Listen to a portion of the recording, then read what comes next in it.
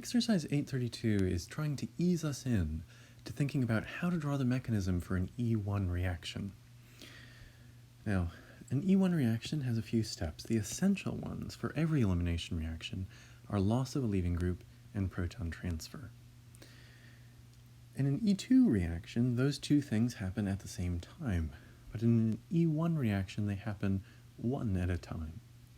So first you have loss of a leaving group, and then proton transfer happens separately, and in between those you could have a carbocation rearrange, so you have to be careful about that. We'll do some practice recognizing that in a second, but in exercise 832 you're trying to get some practice in recognizing when you have to do this first step, when you have to do a proton transfer. Just like for an SN1 reaction, you have to do a proton transfer at the very beginning if you don't have a good leaving group. The first essential step that needs to happen is loss of a leaving group. If you don't have a good leaving group, then you have to make one, and that's the purpose of this first step. So you always want to look and ask yourself, do I have a good leaving group? And if you don't, then you have to do a proton transfer to make it a good leaving group. Now, in this first example, this iodine is a good leaving group. It's gigantic. It's one of the halogens, and it's actually the biggest of the halogens. So it can take those electrons, pop off the molecule, and then stabilize it by spreading those electrons out, diluting them in the enormous space of the atom. So you don't have to do a proton transfer there. Now, the way that these proton transfers work when you do have to do them is you treat the molecule with an acid. Remember, acids donate H pluses. Acids donate H pluses, and that makes these groups better leaving groups. So in this case, we don't have to use an acid. You'd say an acid is not required. And the reason for an acid is not required for this first one is because we already have a good leaving group, so we don't have to do the proton transfer. We don't have to transfer a proton from the acid to the molecule to make the leaving group better. Compare that with B. In B, we have a bad leaving group. If you imagine this hydroxide taking electrons and leaving the molecule, well then you have a full negative charge on an oxygen, and that's a relatively small atom. Atoms get bigger as you go to the left and as you go down on the periodic table, and oxygen's in the top right. So it's a full charge on a pretty small atom, so that is pretty unstable. So that's not going to leave all by itself. If it tried to leave, it would just be snap right back. It would be too attracted to the carbocation to get away, to diffuse away. So before we do the loss of the leaving group here, we have to do a proton transfer. And we would do that by adding some type of an acid. Right? Acids donate hydrogens. So I'm just going to do HA. This A is some acid, and what can happen is that this oxygen, one of the lone pairs, can steal that hydrogen, and that turns that into this. And notice, once you do that, once you add that acid, you have an awesome leaving group.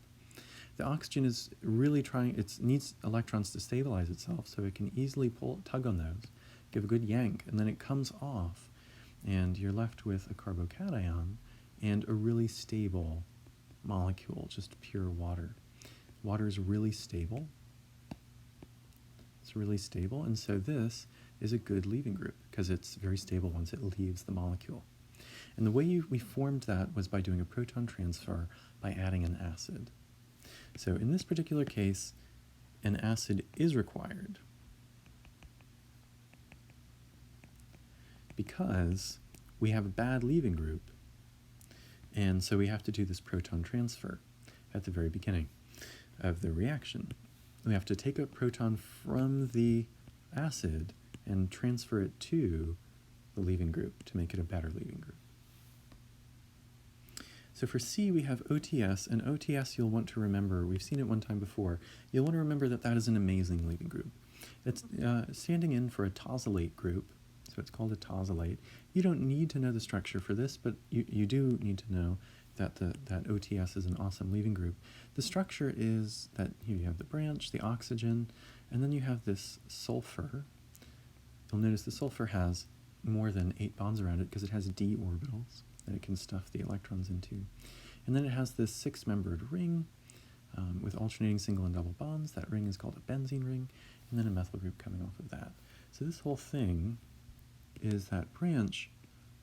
If you wanted to think about it, you could think of the TS as being this whole big chunk of stuff, and the oxygen being this oxygen here.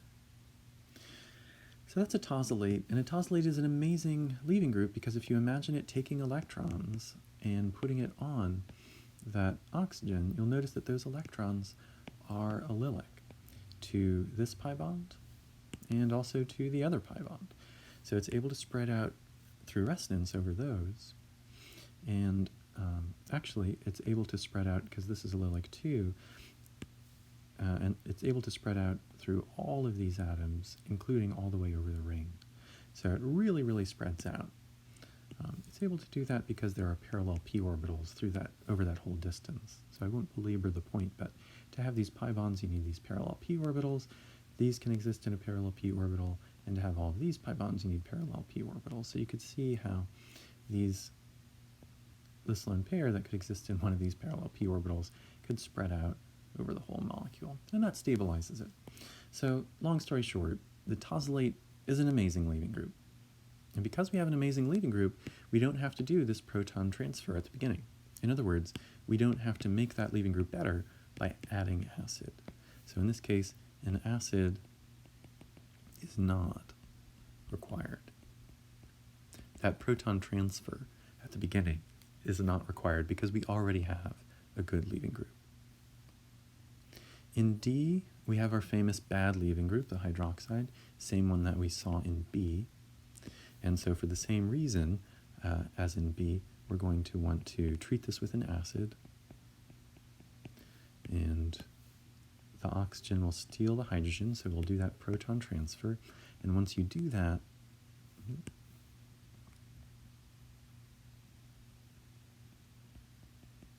you have the amazing leaving group that we saw before, basically just water. So that can pop off of the molecule and end up being really stable by itself. So you have the carbocation, sure, but you also have that water, which is very stable. So we started with a bad leaving group. We ended with an awesome leaving group.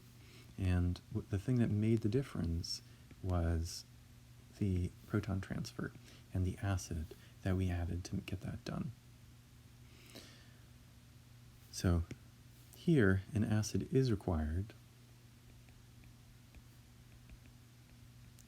The acid will transfer a proton from itself to the bad leaving group, turn it into an awesome leaving group, so that you can get the E1 reaction started. For E, we have a halogen here. Halogens are great leaving groups. They're really big atoms, so they can take those electrons and pop off the molecule just fine. So we don't have to do any proton transfer.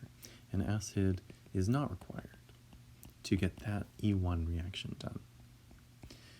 We already have a good leaving group. We don't need to do a proton transfer to turn a bad leaving group into a good one. This reaction will happen fine on its own. You don't have to do this first proton transfer step. And the case is the same in this last example. We have an awesome leaving group. We already discussed this tosylate group. It's a great leaving group. It can spread out the negative charge that it gets when it leaves, takes its electrons and leaves. It can spread that out through resonance over many, many atoms. So it's a great leaving group, and so we don't have to do a proton transfer at the very beginning. And so we don't need a source of protons. An acid is not required. An acid is only required when you have a bad leaving group, and a tosylate group is an awesome leaving group. So we're going to build our way up into drawing the whole mechanism, more complicated mechanisms for an SN1 reaction. The first step in doing those is always to consider this flow chart and what steps you'll need to include. Of course, you always have to include also leaving group and proton transfer, and we just saw the analysis you want to go through to decide whether you have to do the proton transfer in the beginning. look to see if you have a good leaving group. If you do, you don't have to do the proton transfer. If you don't, you do have to do the proton transfer, and you'll do that by adding